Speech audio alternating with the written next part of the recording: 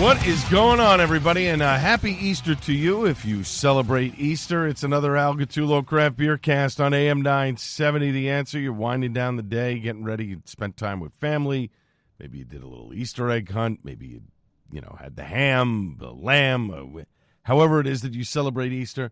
Welcome to the program. We got a lot to get to, so we're going to dive right into it. Coming up in 10 minutes, Sam Calagione from Dogfish Head is going to join me on the program talking Record Store Day and an event at the Brooklyn Bowl that you need to be at, because not only will Sam be there in Dogfish Head, I'll be there too. And we'll tell you all about it and how to get tickets. 20 minutes from now, John Henderson, the man behind the Atlantic City Beer and Music Fest, the final one, 20 years. They're wrapping it up this year.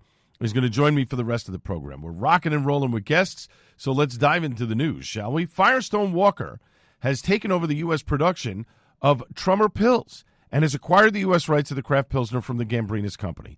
All Trummer Pils production for the U.S. market will transition from the Trummer Brewery in Berkeley, California, over to Firestone Walker's Paso Robles operations. It's a significant move. Firestone Walker is acquiring the full U.S. rights to Trummer Pils. It is not a licensing agreement. That, according to Firestone Walker's spokesperson, they expect the deal to be complete by early June of this year, with Gambrinus winding down operations in Berkeley. The companies did not share how many employees would be affected by the move. This was about a week and a half ago when this happened. With the deal, Firestone Walker will add approximately 28,000 barrels to its annual output, pushing the brewery's output total volume past 500,000 barrels. Should Firestone Walker production stay consistent with levels reported back in 2024? That's the most recent year for which production data is available from the Brewers Association. Now, the Firestone Walker spokesperson also said that the added volume will have no impact on any Firestone Walker's own beer production and no brands will be cut. Availability of Trummer Pils is expected to go uninterrupted. They will work to make the transition as seamless as possible. This is a Trummer Pils is a great beer, and I think they have it in New York. I remember John Hall mentioning something about that he saw some in New York. Not sure how long ago it was, but this is a great Pilsner, and it's good to see that a place like Firestone Walker will continue to honor the brand, which is exactly what you want. Some news from Tilray. They are going to take BrewDog, which they just acquired, to the Hamptons. They're going to be poured at pop-ups co-owned by Tilray Brands. That from CEO Irwin Simon's family office. That from the New York Post. The locations include Maidstone Hotel and 2 lobster roll spots. BrewDog beers will also be available at New York City restaurants Scarpetta and Barloom Beach Hotel in Montauk. And what they're going to do is they're going to take Montauk's beers and bring them to Europe. So it'll be interesting to see what happens there. They also struck a licensing deal with Magnum Ice Cream Company for Popsicle Hard RTDs.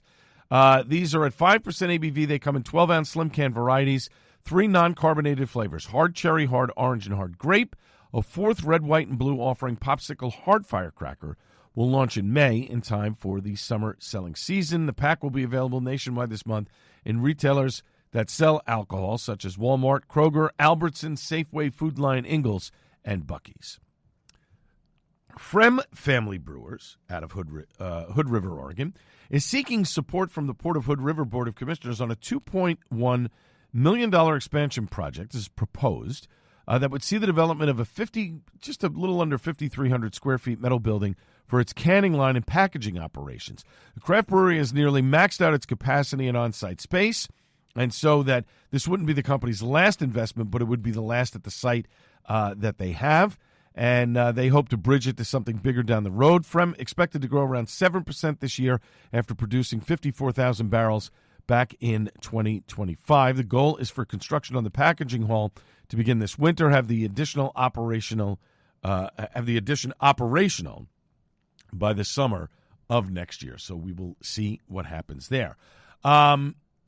We mentioned, I don't know, this had to be about 6 months ago, Bradley Brew Project decided to wind down their operations because they wanted to continue their brewery at Tall Oaks Farm and Brewery in Farmingdale. So they decided to leave Bradley Beach, and everybody thought, oh, the space is going to be vacant. No, they sold it to another group of guys called Erratic Fermentations, which opened the former Bradley Beach, Bradley Brew Project facility yesterday on April the 4th, which is really cool. So Erratic Fermentations is open. They said it's been a long time coming for the both of us, and we're finally ready, or ready enough, Erratic Fermentation said, to have you all join us on this new adventure in life. I cannot wait to have their beers. I've heard good things about them. We're going to try and get them on the show. And so when we know about that, we will certainly let you know. Now, before I get to a little tribute of a guy in New Jersey who is leaving the craft beer business, let us give you our weekly Gary Monterosso feature on the program, and it's all about, oddly enough, beer festivals.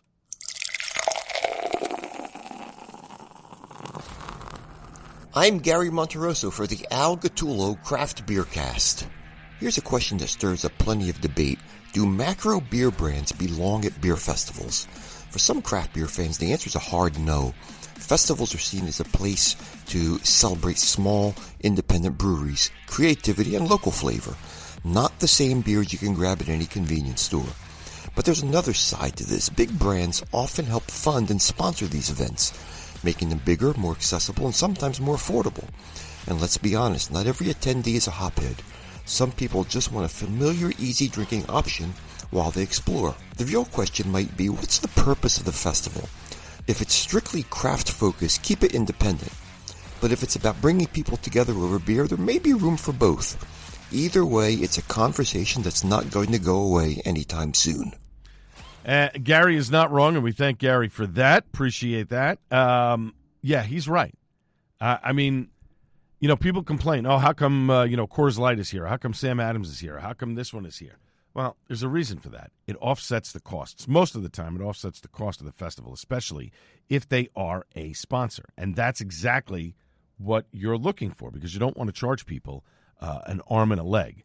I do believe that if it's going to be a smaller sort of thing, then, yeah, it should be focused completely on craft beer, on local craft beer or independent craft beer.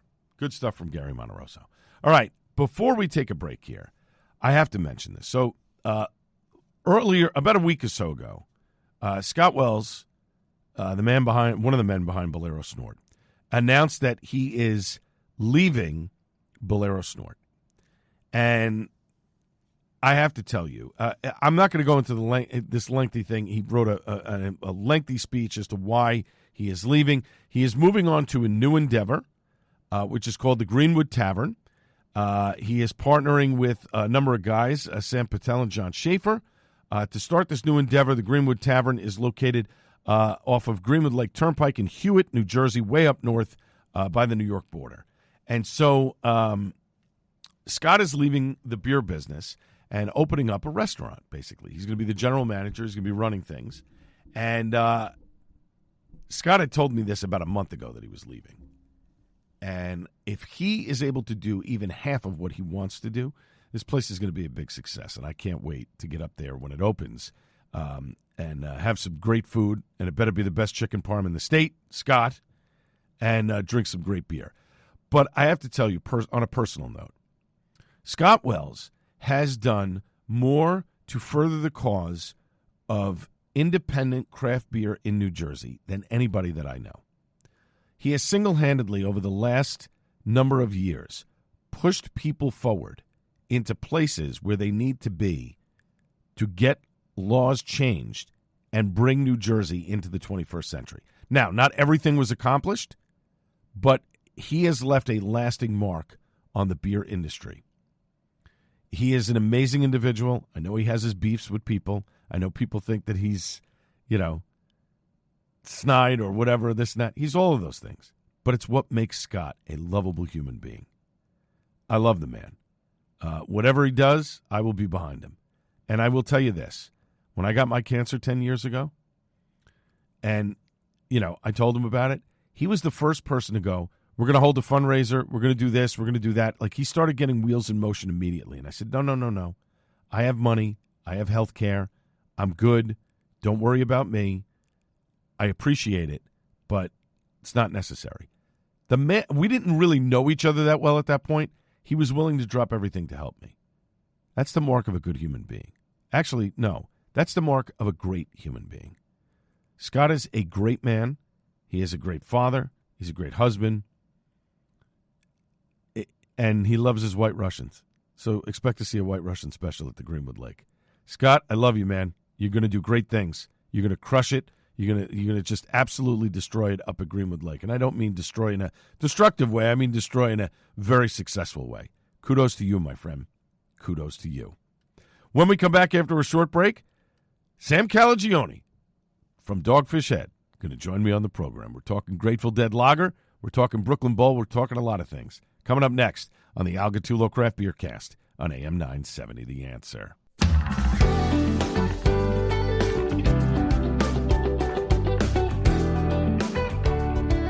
Welcome back to the Al Gattullo Craft Beer Cast on AM 970 The Answer. And we got a lot of stuff going on this show for Easter weekend, wherever you are listening. So let us get into it with my next guest, who has been a frequent guest on this program. He's one of the founders of a brewery located in Delaware. They've been serving fantastic beers for over 30 years now. I can say that because their 30-year anniversary was last year. And a few weeks back, they dropped a new Grateful Dead lager, and they have an event coming up to coincide with Record Store Day that you can attend in Brooklyn. For more info on the brewery, you can head to dogfish.com.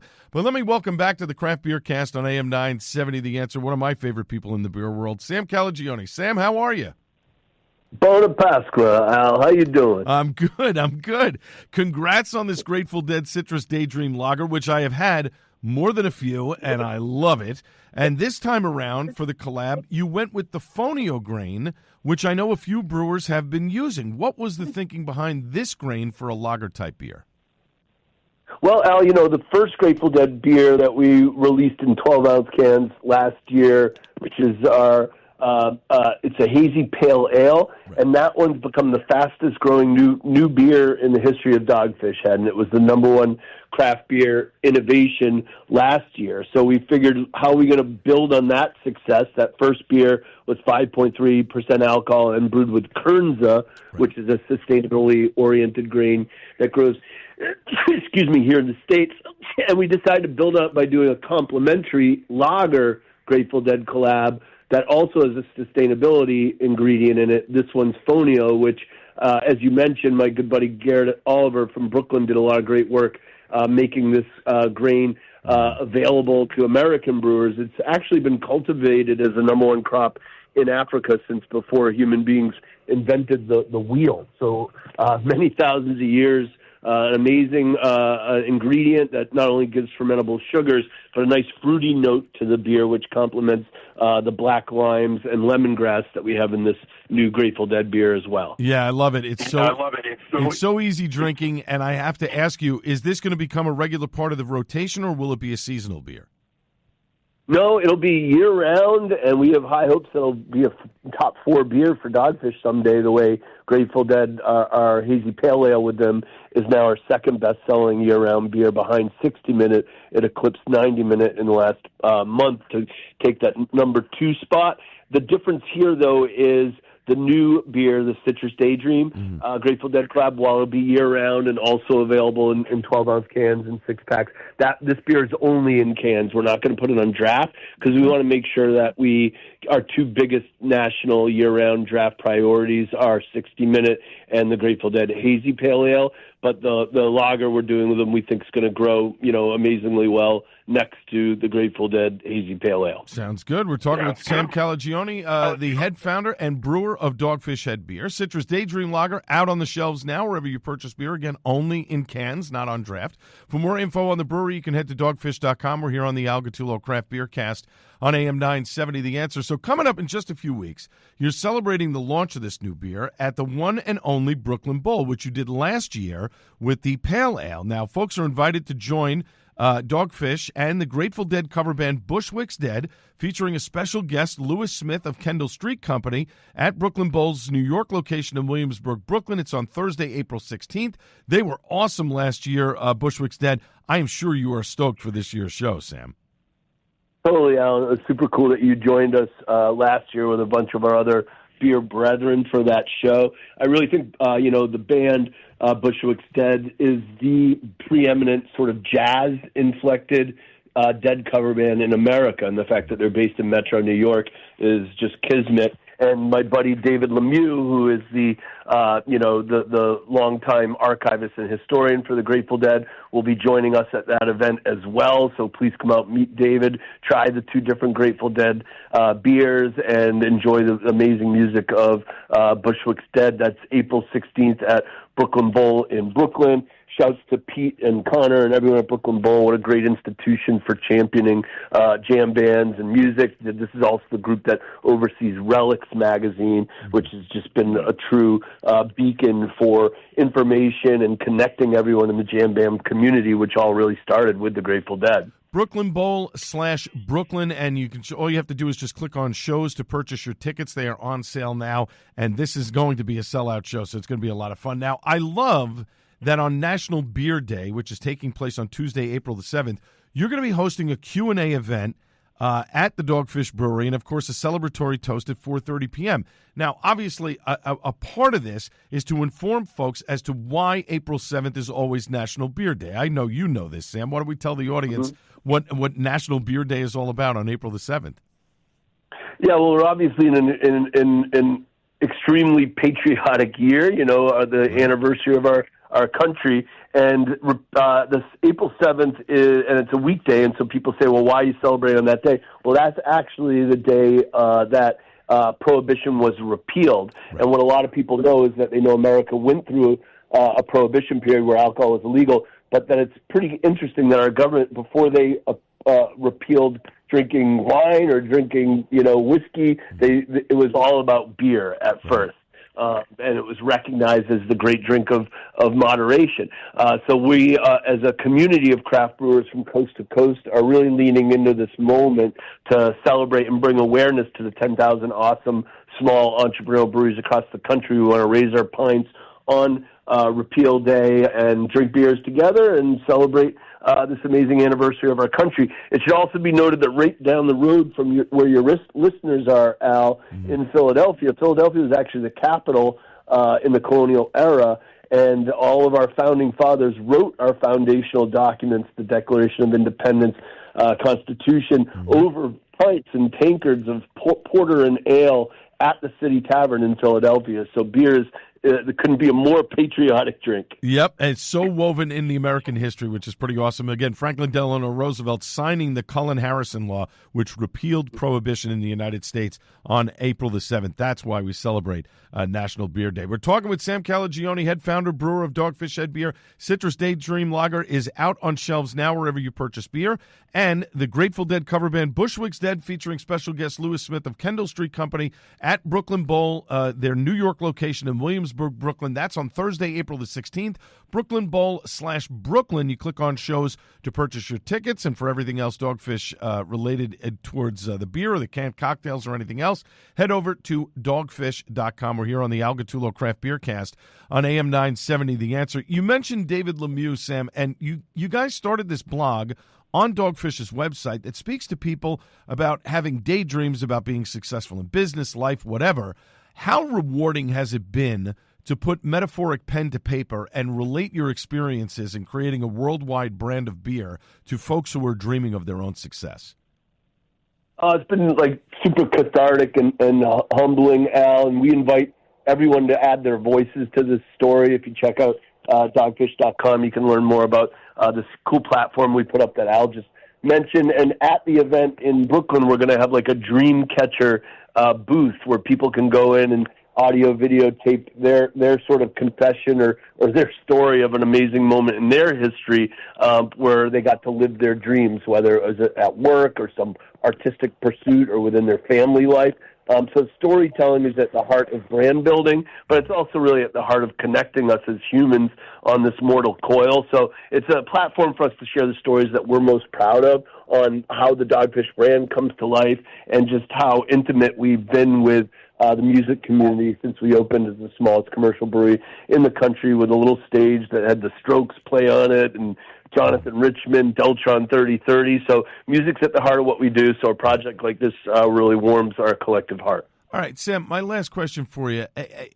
When you were coming up, we've talked about this before, about you coming up with the concept of Dogfish and taking chances, and you've that throughout your career, that's what you've done. You've taken chances when people have said, no way, you can't possibly do this. What's the one piece of advice you would give somebody who's listening right now who wants to open a business? Doesn't have to be beer, it doesn't have to be whatever, but what's the one piece of advice that you would tell somebody who is looking to get into opening a small business of their own? Well, I'll tie this to a New York story since that's where you guys are based and your listenership. But I got to do a beer with Miles Davis's family, and I got to sit with Miles's nephew at Electric Landlady Studio, Jimi Hendrix Studio in New York City, and we were listening to the original tapes of the Bitches Brew album that his nephew played on. And he told me a story about one time he asked Miles Davis, he said, Uncle Miles, how did you become Miles Davis? There's thousands of amazing jazz musicians across the world. How did you become such an iconic artist, an original artist?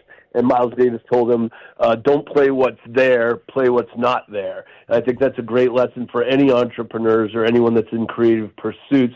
First, look at the marketplace that you want to enter and recognize what already exists in that marketplace, and then think of something that doesn't exist and take that risk to try and bring something that doesn't exist that you think will resonate with people and could become meaningful with people. So it's a big risk, but it's super rewarding to take that leap and do something that's never been done before. And when it sticks, man, that's a beautiful feeling. Fantastic advice from the great Sam Calagione, founder and brewer of Dogfish Head Beer. Citrus Daydream Lager is out on shelves now wherever you purchase beer. Grateful Dead cover band Bushwick's Dead will be at the Brooklyn Bowl in Williamsburg, Brooklyn on Thursday, April 16th, where Dogfish will be celebrating this new lager alongside their new Grateful Dead Pale Ale as well. Brooklyn Bowl/Brooklyn, and click on shows to purchase your tickets. Dogfish.com for everything else. Sam, thank you so much for joining me tonight. I really appreciate it, and I will see you in just a few weeks in Brooklyn.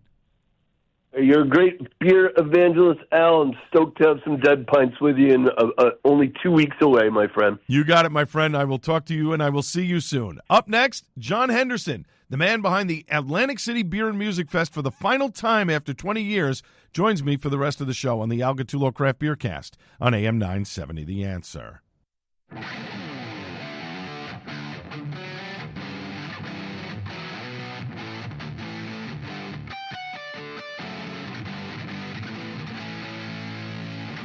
Welcome back to the Al Gattullo Craft Beer Cast on AM 970 The Answer. You know where to find me on all the socials. X, which is Twitter for me, because I'm the old guy, at Al Gattullo. Instagram at Gattullo, G-A-T-T, U-L-L-O, Facebook.com/AG Craft Beer Cast. I don't do TikTok. I don't do those other newfangled things. That's for the kids to do. That's not for me. But if you just do a search for AG Craft Beer Cast, the podcast itself pops up in a bunch of different places that you can download and listen to whenever you feel like it if you're not listening to the show live. And, of course, the HoppedUpNetwork.com. You can find the podcast on Monday mornings, a couple minutes after the show. You'll find the whole thing. You can download it and listen to it at your leisure. All you have to do is listen to a commercial at the front, commercial at the back, and the rest of it is commercial-free. Pretty cool. My next guest is the promoter of lots of events in Atlantic City. And I will tell you this. John Henderson, who's my next guest on the program here, and he'll be a guest for the rest of the show. John and I know each other going way back, over 10 years. And what John has done to promote events in Atlantic City has been nothing short of spectacular. He was awarded for his efforts, by the NAACP, all these people. He has a personal relationship with the mayor. He's brought so much revenue into Atlantic City and people into Atlantic City. He really is one of the special people on this planet. I'm not just saying that and blowing smoke up his rear end. He knows that it's legit and the truth. But this time around, it is the last call for the Atlantic City Beer and Music Fest. It's taking place at the Atlantic City Convention Center in Atlantic City, Saturday, April 11th. It's 2 sessions, noon to 4, 6 to 10 p.m. Tons of beers, great bands, food for purchase, so much more to do. I've been going to this event for well over 10 years. acbeerfest.com is the website for more info and, of course, to purchase tickets. Let me welcome back to the program John Henderson. John, how are you, my brother? Dude, I'm over here farting smoke rings from all that smoke, bro. Well, I got to kick it off on a good note. Come on, man. You're the man down there. You're good for my ego. I'm just going to have you follow me around and be my hype man from now on. That's how it's going to work. I could do that. Just give me a megaphone, and I'm fine. I'm happy to promote you, man. I'm happy to promote you. So sold. I want to start. What's up, my friend? I want to start with the artists that are going to be at the event. Bayside at the early session, the starting line for the late session. I know you personally were stoked to get both bands signed. What better way for a send-off after 20 years than two bands that you've wanted to play at this event for a long time? It tugs at the nostalgia strings for you, doesn't it? You know, it's funny. I don't know that there's a band that we've put in the mix that I don't like, right? It's like my personal emo playlist, right? Sad John. But, you know, Bayside and the starting line were bands that we've been chasing for the better part of probably 7 or 8 years, right? So it was, you know, to finally get them kind of on our last call or our swan song as we take our last bow, it kind of felt like it was supposed to happen that way. Right. Yeah. I mean, and that's great. And you know what's funny? You told the story. You were on a podcast the other night, good friends of mine, with John and Dave on the Lager Guys podcast. And you told the story, which I thought was awesome. So one of the years that you were at Baderfield, which was probably the coldest June in memory. I remember I stopped at the the Bass Pro Shops to pick up a sweatshirt before I went to Baderfield because it was so cold. You had Dropkick Murphys in 311, Dropkick Murphys on the Saturday. You had 311 on the Sunday. And you mentioned about how because of the pandemic, a lot of businesses were able to apply for loans and apply for grants and things like that. And you had extra money from the federal government to spend on these different things. And you decided, you know what, I'm going to go after it and go get these two bands. And I remember the shock of people were like, oh, my God, Dropkick Murphys and 311. And I remember how stoked you were for that. But then there were some other little issues there about, you know, what happened with the bands that, you know, kind of perturbed you a little bit, right? Yeah, I mean, it was, you know, we booked, I mean, I can go into the story, right? I can try to do the Cliff Notes version of it for you. Right. Because, because I think I complained about it to you. Yeah. Super stoked, you know, got all this COVID money, right? And it was like, well, we got to spend it. Let's spend it on entertaining people, and that's what we did, right? We got just gigantic bands. You know, in hindsight, we may have set the bar a little too high, kind of for the rest of the festival, right? For the next couple of years, right? But Dropkick Murphys, if those folks remember, there was a fence that was around, and for a minute, we stopped people from bringing their glassware in because management post-festival. Pre-festival had said, hey, there can't be any glass, and it was a real sticking point to where we thought we would lose the band. Band gets up there, there's a fence, you know, and we're swapping glasses out for cups. Those who were there for that moment that it happened, you know, will probably remember it.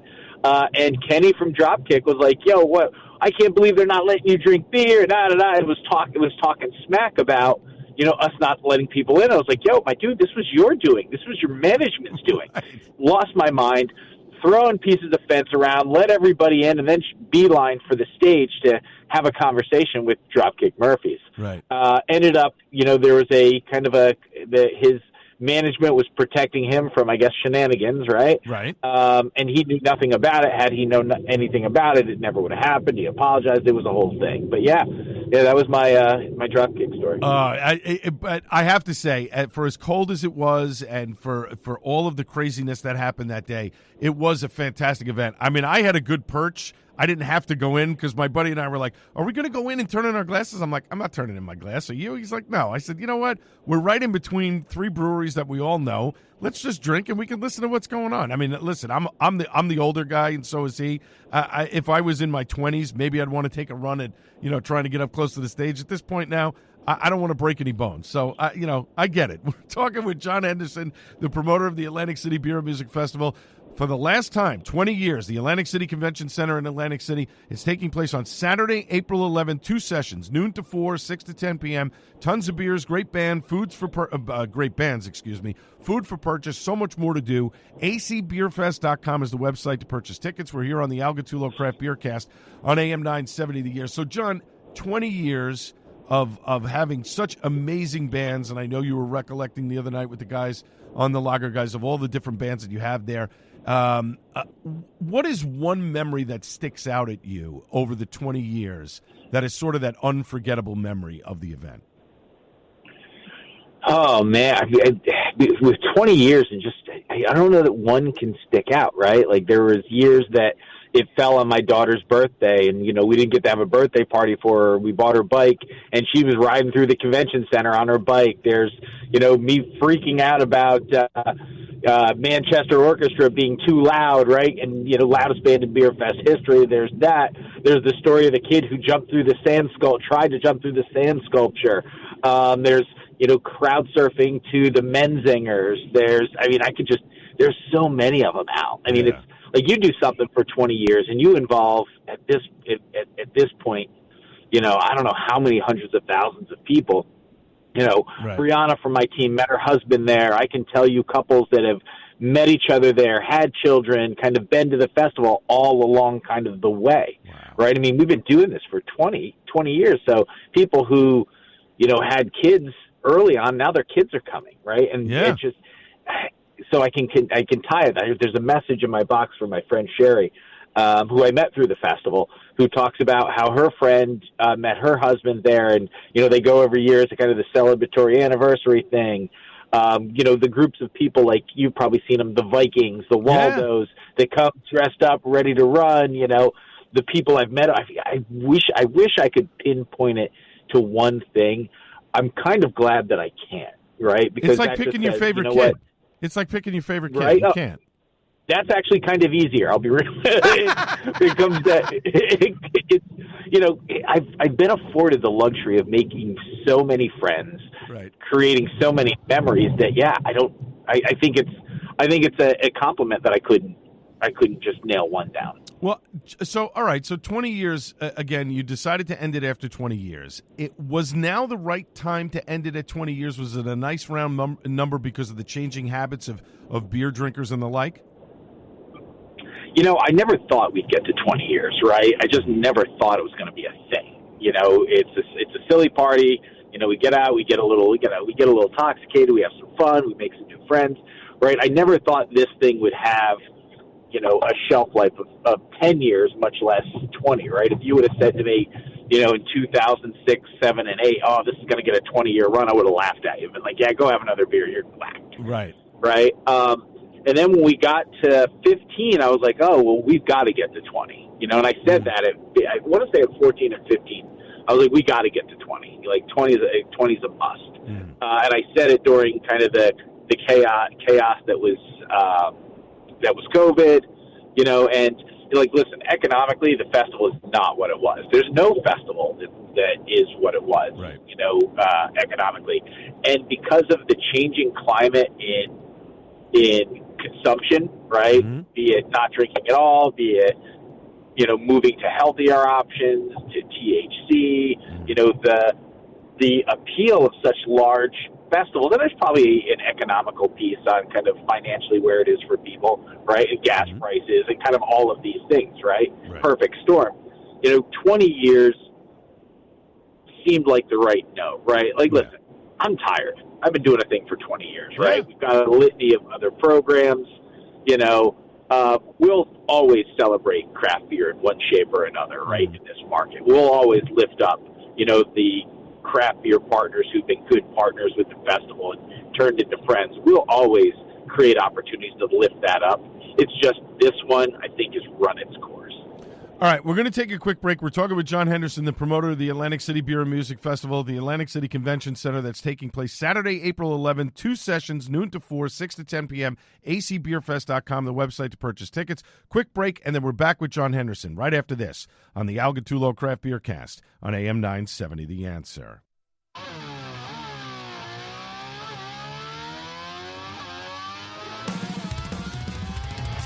All right, welcome back to the Al Gattullo Craft Beer Cast on AM 970, The Answer. Final segment of the program, and John Henderson, the man behind the Atlantic City Beer and Music Fest for the final time, 20 years, taking place Saturday, April 11th, 2 sessions, noon to 4, 6 to 10 p.m., acbeerfest.com, the website to purchase tickets. He rejoins me on the program. Now, John, I know that you recently took a job with Caesars Entertainment as their regional VP of marketing. For you, it was a full circle moment because you started with them, and if I'm not mistaken, now you're back with them. I don't want to say the end of your career because it's certainly not the end of your career, but why was now the right time to get back in the trenches of Atlantic City? I've always been in the trenches, right? I mean, I'm kind of painfully know how the sausage is made in this market. Right. And we've been actively, for the better part of 25 years, marketing Atlantic City through one shape or another. I was with Caesars 10 years prior to leaving to really kind of foster Good Time Tricycle. And, a lot of the Good Time Tricycle origin story has Caesars' hands in it, right? Right. And I was approached in November about, hey, listen, when we talk about Atlantic City, we hear about Atlantic City and the messages and storytelling and just how to interact with a customer and share, your name keeps coming up. You have history here, back and forth. I decided, this could be a fantastic opportunity, not just for myself, but also for, the city of Atlantic City, for Caesars Entertainment, for tourism. If I could just carve out a little piece of how we do things and apply it to this large company, I look at Good Time Tricycle as pulling off what they did with a Swiss Army knife, right? Right. Now going into a company like Caesars Entertainment, I have a garage at my disposal. Right. I mean, and so it was like, it was very encouraging. I mean, hey, listen, the feeling of being wanted by a company like this is euphoric, right? It was like, wow, this is awesome. Like, it validates everything we've done, right? Right. So it was, it took a couple days, to kind of figure out if it is something I wanted to do, because we're still nurturing Good Time Tricycle, because Tattoo Expo will continue, Sure. Seafood Fest will continue, Micro Wrestling will continue, Witchcraft will continue, like all these other programs, and other things will pop up. Like I said, we're still going to find ways to celebrate, this beer culture that, we've spent 20 years fostering, right? Right. But this was, hey, here's a chance to really do something different, and it was a challenge, right? I'm addicted to accomplishment, right? So this just seemed like that next thing. Okay, that's fair. Now, so John, in your opinion, what does Atlantic City need to do to compete with Philly and New York City? And obviously, there's some talk about possibly opening casinos in North Jersey. What do you do to get people to think outside the box and generate that experience for folks in Atlantic City so they won't go elsewhere? I don't know that the show's long enough for this answer, Al. I think it's a handful of things. And I think you said it in your lead-up was experience, right? Right. There is not another city like Atlantic City. Right. My opinion of New York gaming, I was weirdly never a guy who was afraid of New York gaming. Gaming has been popping up around Atlantic City for the better part of 25 years, right? Mm-hmm. I was always, if you create the right experiences and you layer it with the right hospitality and the right, hotel, food, beverage, entertainment options, New York isn't going to be an issue, right? Mm-hmm. We're a destination market. Even in the winter, we're a destination market. Yep. Gaming is tertiary. You can throw a rock and hit a casino anywhere nowadays. Yep. You really can. It comes down to, how you're treated in the space, what's that hospitality look like, what the offering looks like, and the gaming, you're going to go hit that as you walk by, going to a fantastic restaurant, going to a cool show, being part of a unique experience. We as a destination, as a location, are uniquely suited, to create that for a consumer. Now a bunch of things have to fall in place, of course, right? Right. We need a city and an administration that understands the value of the city's one commodity, which of course is tourism, mm-hmm. right? And then lean towards making sure that everybody who comes into Atlantic City feels welcome and feels safe. Yeah. I mean, that's two of the biggest things, obviously, but you're right. You have to give the consumer that experience. Like my wife and I came down for a night for our wedding anniversary in February, and I have to tell you, it was great. We had a great time for one night. We felt like the red carpet was rolled out for us and had a great experience. And my wife's like, you know what? We should do this again. This was a lot of fun. And we're not, big casino people, but it was an experience that we enjoyed, even if it was just for one night. And sure, we were gambling a little bit, but it was more about the food experience, and maybe we'll go see a show and do stuff. And that, I think you're right, where those things you need, all of it together to work in simpatico so that it works out. We're talking with John Henderson, the promoter of the Atlantic City Beer and Music Fest at the Atlantic City Convention Center. Saturday, April 11th, 2 sessions, noon to 4, 6 to 10 p.m. acbeerfest.com is the website to purchase tickets. We're here on the Al Gattullo Craft Beer Cast on AM 970, The Answer. So circling back to the Beer Fest here, the early VIP session has been sold out. The nighttime VIP session still has tickets available. What's in the VIP package for the nighttime that folks really right now should be smashing that buy now button on their phones? So the two big things, and I think the price is worth admission: early entry, right? Half an hour early, and private bathrooms. Oh, right. If you call it what it is, when you got to go, you got to go. Right. And we all know Beer Fest lines get crazy. That right there makes the juice worth the squeeze. Yeah. Well, that's why I bought my ticket for the night session, because I'd have private bathrooms. So that's a good thing. I like that. See? So, But and then there's swag bags and stuff like that, T-shirts, and memorabilia cups, kind of all of that stuff.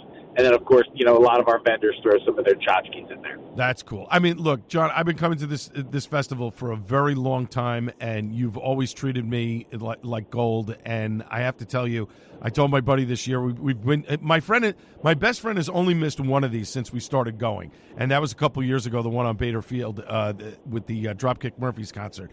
But I said to him this year, I said, listen, we're going VIP. We're buying VIP tickets. We're doing this whole thing, and we're doing it right because we've never experienced that before. So let's do it the right way on the way out. And he was like, all right, let's do it. Spend the money. I don't care. It doesn't matter. Now, you recently held the St. Patrick's Day Parade in Atlantic City, and you've been doing that one pretty much forever.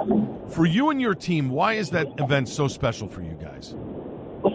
It's one of Atlantic City's, if not Atlantic City's longest running annual program. We saw an opportunity to kind of bring it to the next level and really kind of create this celebratory aspect in Atlantic City that was quintessential Irish. It was before St. Patrick's Day. We got tapped on the shoulder to kind of to take the reins. My family and our company has been a part of the parade for a better part of 25 years, right?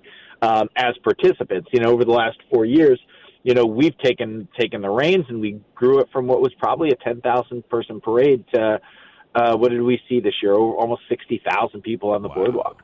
Wow. Yeah, it has turned into New Jersey's largest St. Patrick's Day parade.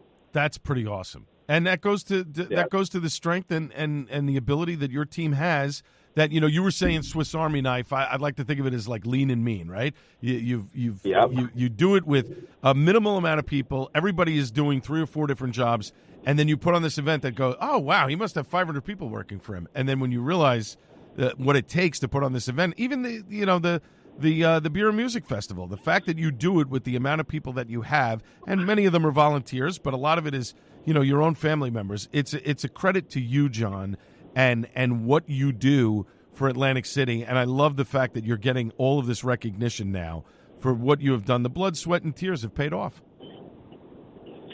Yeah, I mean, mostly tears, but yeah, it's definitely, it's just fun. I mean, I'm fortunate, man. I'm fortunate. I've always been surrounded by great people who saw the vision and wanted to participate in it, right? And yet, like yourself included, man. I mean, we've been having these conversations for the better part of a decade. Yep. Right? So, I mean, we speak in we's because this festival was not started. This festival didn't hinge on just me. It hinged on the support of so many hundreds to thousands of people over time. So it's how we grew the festival. It's how we supported the growth, and we're a major part of the growth of craft beer. But at the point of that is the city has recognized what you have done and said, hey, look, this guy knows what he's doing. We need to capture that in a bottle and duplicate it elsewhere where we can bring great things to Atlantic City. My guest has been John Henderson. He's the promoter of the Atlantic City Beer and Music Fest. The Atlantic City Convention Center for the last time, the 20th one, Saturday, April 11th, 2 sessions, noon to 4, 6 to 10 p.m. Great bands, great food, great beer, tons of stuff. acbeerfest.com, the website to purchase tickets. John, thanks for joining me tonight. I appreciate it. I will see you at the night session, VIP, Saturday night, April 11th. I can't wait. My man. Thank you, brother. My thanks to everybody involved with the show, including my guests, Sam Calagione from Dogfish Ed and John Henderson from the Atlantic City Beer and Music Fest. Tickets still available, as I said, at acbeerfest.com. And, of course, last but not least, the great Buddy Watson. I'm back Monday on the Joe Piscopo Show at 6 a.m. This has been the Al Gattullo Craft Beer Cast on AM 970 The Answer. Cheers, everybody.